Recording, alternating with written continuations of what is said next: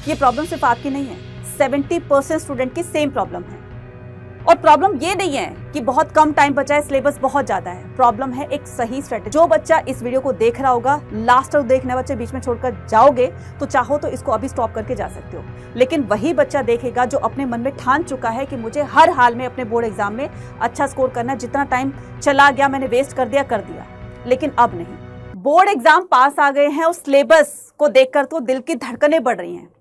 क्या पढ़ें, कितना पढ़ें, कैसे पढ़ें, कुछ समझ में नहीं आ रहा है। शायद इसी तरह के डाउट्स, इसी तरह की कंफ्यूजन, इसी तरह के क्वेश्चंस आपके भी दिमाग में चल रहे होंगे। बट रिलैक्स, ये प्रॉब्लम सिर्फ आपकी नहीं है, 70% स्टूडेंट की सेम प्रॉब्लम है।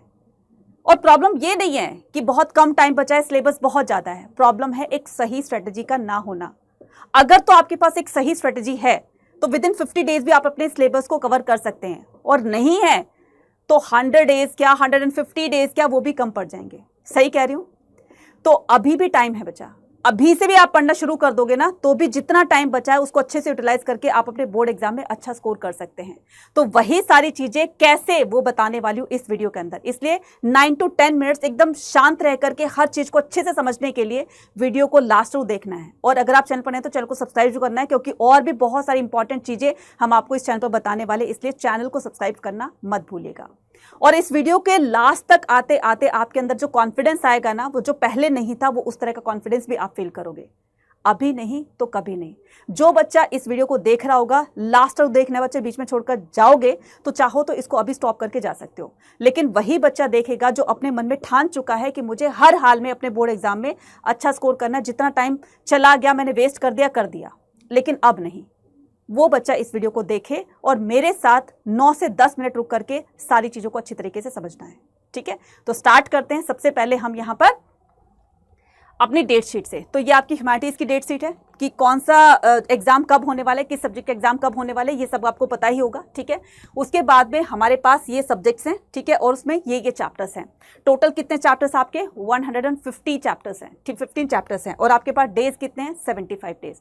तो इन 75 डेज के अंदर 115 चैप्टर्स को हमें कैसे कंप्लीट करना है? ऑन एन एवरेज बात करूं तो हर सब्जेक्ट के अंदर आपके 15 चैप्टर्स तो होंगे ही। ठीक है, किसी में थोड़ा बहुत ऊपर नीचे हो जाएगा, लेकिन इतना सारा सिलेबस है, उसको इतने कम टाइम में कैसे हम पूरा करें? तो अभी आपको पूरा नहीं पढ़ना, अभी आपको स्मार्ट वर्क करना है। हार्ड वर्क का टाइम चला गया है, तो स्मार्ट वर्क कैसे करना है, वही सारी चीजें इस वीडियो के अंदर आपको मिलने वाली है।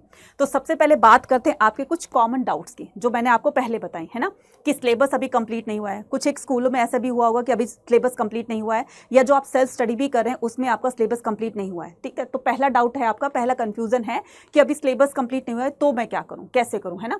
दूसरा, difficulty in revising the entire syllabus properly, confusion in what to study, क्या पढ़ना है।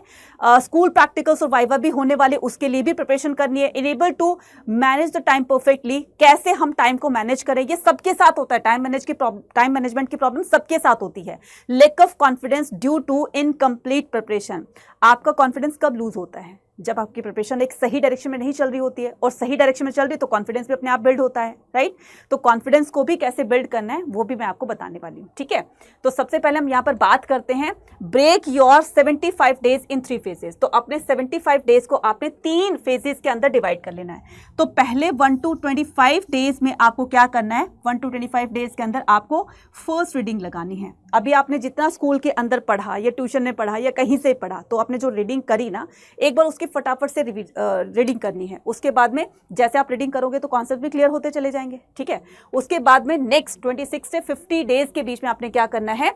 नोट्स रिवाइज करने हैं, पीवाईक्यू सॉल्व करने हैं, मैप और केस स्टडीज क्वेश्चन सॉल्व करने हैं। नेक्स्ट आपका 51 से 75 डेज के बीच में आपने क्या करना है? मॉक टेस्ट, यानी कि आपके सैंपल पेपर्स लगाने हैं और फाइनल रिवीजन करनी है। अभी तो मैंने सिर्फ आपको 3 फेजेस बताए हैं कि इनमें आपको क्या क्या करना है। अब कैसे करना है वो मैं आपको बताऊंगी। अब यहाँ पर बहुत सारे बच्चे कंफ्यूज होते हैं कि मैम हमें नहीं पता कि हमारे सब्जेक्ट में कौन से जो चैप्टर्स है वो मोस्ट इंपॉर्टेंट है, कौन से थोड़े इंपॉर्टेंट है, कौन से बहुत ही मतलब कौन से जो है वो थोड़े लो इंपॉर्टेंट है, कौन से मीडियम, जो जिसमें हम कह सकते हैं मीडियम में उसको रख सकते हैं, और कौन से बहुत ज्यादा लो पर हैं जिससे कम क्वेश्चन पूछे जाते हैं। तो ये आइडिया लगेगा आपको पीवाईक्यू से। जब आप पीवाईक्यू सॉल्व करते हो, या पीवाईक्यूज को आप एक बार चेक कर लीजिए, देख लीजिए, आपको सारा नेट पर मिल जाएगा कि आपके बार बार किस चैप्टर चैप्टर से क्वेश्चन पूछे जा रहे हैं तो वही चैप्टर आपके सबसे इंपॉर्टेंट होते हैं, वो सबसे स्कोरिंग होते हैं।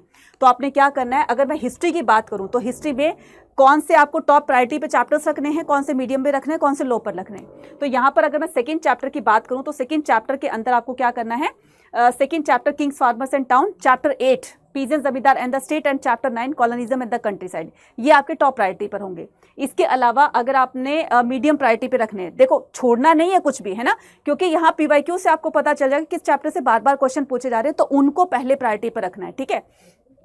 तो यहाँ पर रिबेल्स एंड राज मीडियम में रख सकते हो, Mahatma Gandhi the nationalist movement, और यहाँ पर लो प्रायोरिटी पर है आपका फ्रेमिंग द कॉन्स्टिट्यूशन। लेकिन यहाँ पर मैंने पहले लिख दिया छोड़ना नहीं है, ये भी आपको पढ़ना है, क्योंकि 1 मार्कर तो क्वेश्चन कहीं से भी आ सकते हैं, तो अगर आपने इसे छोड़ दिया तो कहीं ना कहीं वो 1 नंबर का क्वेश्चन भी गलत हो सकता है, इसलिए छोड़ना तो आपने कुछ भी नहीं है, ठीक है। उसके बाद अगर मैं यहाँ पर पॉलिटिकल साइंस की बात करूँ तो पॉलिटिकल साइंस के अंदर आपकी जो मोस्ट इंपॉर्टेंट चैप्टर्स हैं, globalisation, alternative centres of power, फिर कंटेम्प्रेरी सेंटर्स ऑफ पावर, ठीक है, मॉडरेट में आप रख सकते हो, security in the contemporary world, ठीक है, इंटरनेशनल ऑर्गेनाइजेशन, इसी तरीके से जो है वो environment and the natural resources.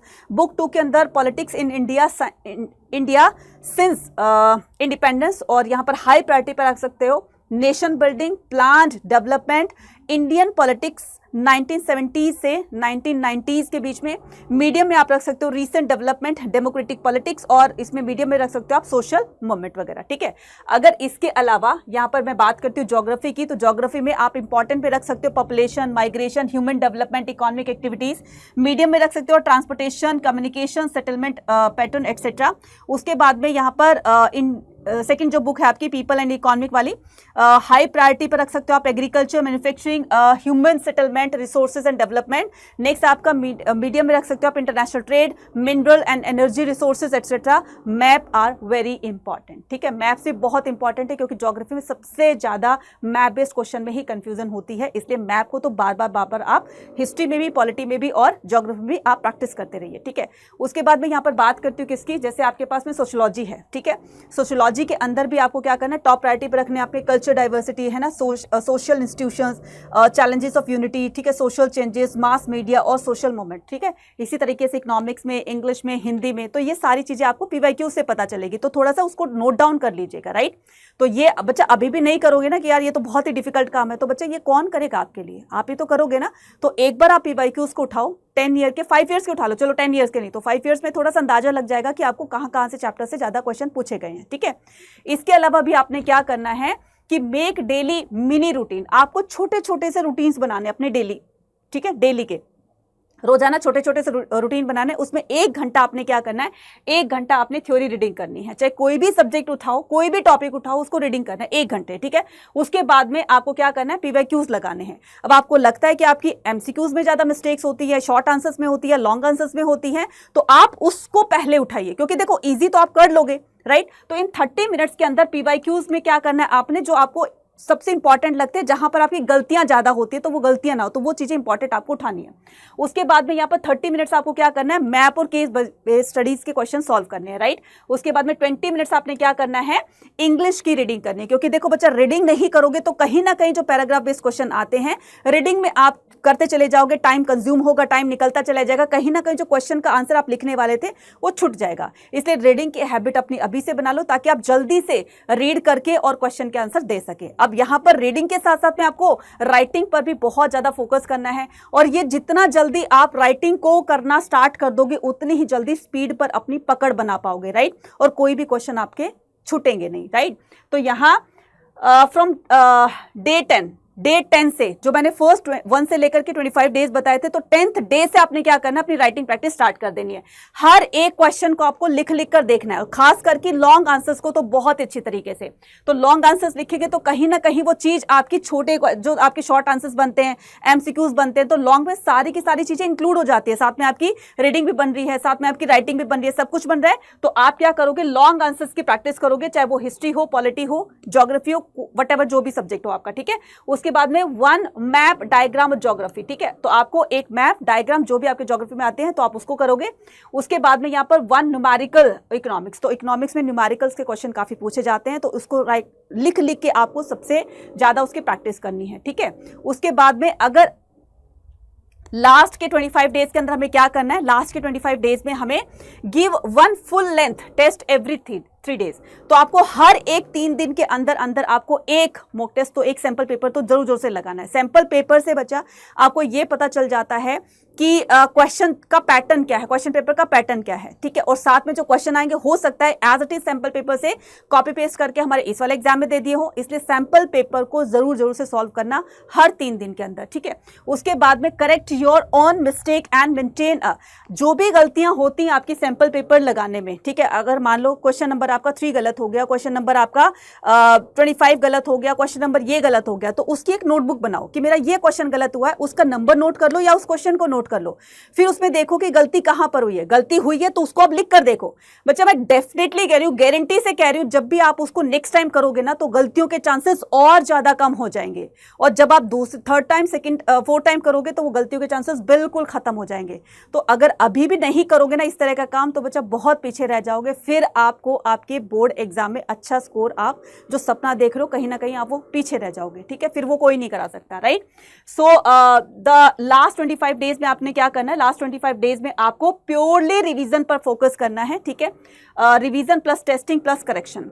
तो 25 दिन में आपने क्या करना है, बहुत अच्छे तरीके से, एकदम तगड़े तरीके से, है ना, धुआंधार तरीके से अपने रिवीजन लगानी है। रिवीजन के बाद आपने क्या करना है, टेस्टिंग करनी है। जब आप रिवाइज कर रहे हो क्वेश्चन को तो कुछ ना कुछ तो गलत हुआ होगा ना, तो वो टेस्ट करना है। यार मेरे आज जो है 10 क्वेश्चन में से मेरे 8 सही निकले, 2 गलत निकले। अब वो जो 2 गलत निकले, मिस्टेक्स हुई इसके अंदर, उसको टेस्ट करके, उसको एनालाइज करके उसको इंप्रूव करने की कोशिश कीजिए। देन उसके बाद में आपको करेक्शन करनी है, क्यों हुआ, कैसे हुआ, अब ये गलती दोबारा नहीं होनी चाहिए। अगर आपने ये स्ट्रेटजी फॉलो कर ली ना, डेफिनेटली गारंटी से कह रही हूं, फिर आपको बोर्ड एग्जाम में फोड़ने से कोई नहीं रोक सकता। तो अपने मन में ठान लो, जब तक फोड़ेंगे नहीं, जब तक छोड़ेंगे नहीं, ठीक है। नाउ अब क्या करना है, अगर आप चाहते हो इस तरह का, अगर अपने बोर्ड एग्जाम की प्रिपरेशन एक नेक्स्ट लेवल तक लेकर जाना चाहते हो तो उसके लिए भी एक रास्ता है, ठीक है। और ये रास्ता है आपका विजेता बैच का। विजेता बैच जो है, विजेता बैच आपके क्लास 12 बोर्ड एग्जाम के लिए, ठीक है, ये स्पेशली आप लोगों के लिए बैच लॉन्च किया है। इसमें आपको क्रैश कोर्स भी आपको फ्री ऑफ कॉस्ट मिल रहा है, जो आपको बोर्ड एग्जाम के टाइम में आपको करवाया जाएगा। तो आप विजेता बैच में एनरोल कर सकते हो। ये मात्र 1499 का, 1500 रुपये बच्चा क्या ही होते हैं। एक शर्ट खरीदने जाओगे ना वो भी इससे महंगी आ जाएगी, और ये तो आपके बोर्ड एग्जाम में अच्छे स्कोर लाने के लिए है। तो मुझे लगता है कि ये आपके लिए बहुत बहुत ज़्यादा बेनिफिशियल होगा। इसके अलावा आपको विजेता प्रो दिया जा रहा है। विजेता प्रो के अंदर आपको बुक भी दी जा रही है। देखो, विजेता है, विजेता प्रो है और विजेता प्रो मैक्स है, 3 वर्जन है ये, ठीक है। तो यहाँ पर विजेता प्रो के अंदर आपको ये विजेता तो दिया जा रहा है, साथ में आपको एक फिजिकल बुक भी दी जा रही है जिसमें आपके क्वेश्चन होंगे। तो बुक सामने होगी, क्वेश्चन करोगे तो मुझे लगता है कि ज़्यादा आपको हेल्प करेगी आपके बोर्ड एग्जाम में अच्छा स्कोर करने के लिए। तो इसका मात्र प्राइस कितना कर सकते हो, गेस करो जरा। इसका भी प्राइस आपके लिए और भी कम कर दिया है, मात्र 1499 का, ठीक है। लेकिन ये कितने के लिए, 2 दिन के लिए। तो अगर आपने आज ही इसको लिया ना तो वो मात्र आपका इतने में पड़ सकता है, अदरवाइज तो फिर ये और ज़्यादा 500-1000 रुपये बढ़ जाएगा। तो जा करके इसको एनरोल कर लो इतने से रुपए में, ठीक है। अब यहाँ पर विजेता प्रो मैक्स है, इसके अंदर क्या मिल रहा है, इसके अंदर आपको विजेता प्रो मैक्स के अंदर CUT प्लस बोर्ड एग्जाम दोनों का जो है आपको एक्सेस मिलेगा, यानी कि दोनों एग्जाम की प्रिपरेशन करवाई जाएगी। इन सभी में एनरोल करने के लिए, मैक्सिमम डिस्काउंट पाने के लिए कूपन कोड यूज़ करना है Y489।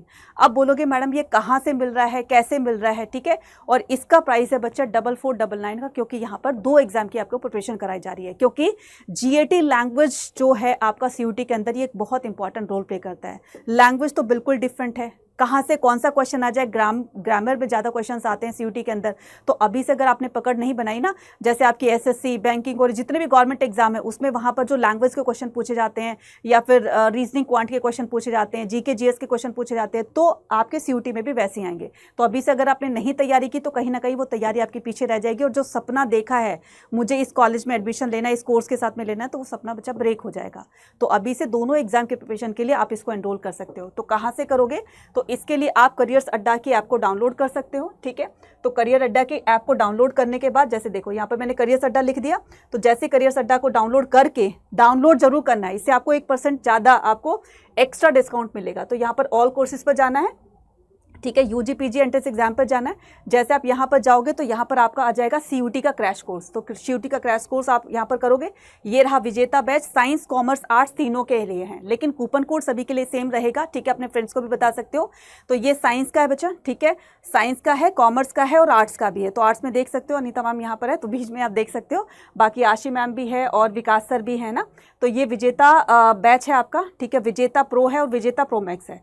तो विजेता प्रो मैक्स लोगे तो ज़्यादा बेनिफिशियल रहेगा आप लोगों के लिए। ठीक है, तो यहाँ पर मर्जी आपकी, फॉर एग्जांपल कि मुझे विजेता प्रो लेना है जिसके अंदर मुझे बुक भी मिल रही है। ठीक है, तो अभी ये इतने का है, बाय नाउ करोगे और यहाँ पर Y489 कूपन कोड लगाओगे तो इससे आपको बुक भी मिल जाएगी। ठीक है, ये मात्र आपका 1499 का है। जाकर के फटाफट से इसको एनरोल कर लो, देरी करोगे और ज़्यादा देरी होगी, और जितना जल्दी आप अर्ली स्टार्ट करोगे अपनी प्रिपरेशन को उतनी ही जल्दी आप अच्छा स्कोर पाने में सक्सेस हो जाओगे। सो इसके अलावा अगर आपको और भी कोई वीडियो चाहिए इंपॉर्टेंट तो आप मुझे कमेंट सेक्शन में लिखकर बता सकते हैं या अपने डाउट्स लिख सकते हैं।